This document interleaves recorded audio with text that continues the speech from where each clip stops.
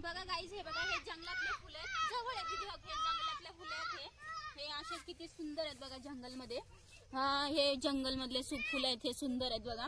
हे असे फुलं आहेत जंगलामध्ये. माझं हे बघ, हे इकडं असं मस्त आहे, वातावरण खूप छान आहे आणि त्यामुळे बघा किती मस्त वातावरण दिसतं. तुम्हाला इकडचं दाखवते बघा. इथं पाणी आहे, इकडं पाणी आहे, इथं बघा त्याच्यामध्ये गवत, म्हणजे त्याच्यामध्ये हे गवत आहे आणि तिथं पाणी आहे, त्याच्यात तांदूळ वगैरे लावलेले आहेत वाटतं.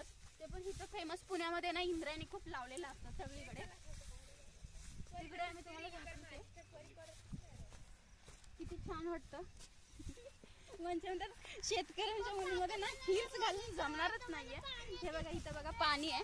आता हे पाण्यामध्ये तांदूळ लावलेले आहेत, जे दिसतात तुम्हाला तांदूळ लावलेले आहेत, जे दिसतात तुम्हाला तांदूळ लावलेले दिसतात बघा. इथे सगळे दिसतात का, हे तांदूळ लावलेले आहेत. हे दिसलं का, किती छान पद्धती. स्पेशल म्हणजे पुण्यातल्या लोकांना इंद्रायणी तांदूळ खूप आवडतं खाण्यासाठी, त्यामुळे हे लावलेले असतात. इंद्रायणीमध्ये जास्त करून खातात, पुण्यात इंद्रायणी तांदूळच खातात.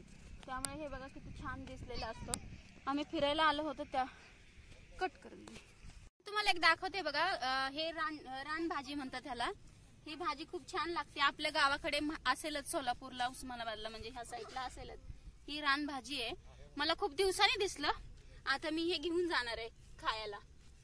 ह्याला लसूण टाकून फ्राय केलं ना खूप छान लागेल हे.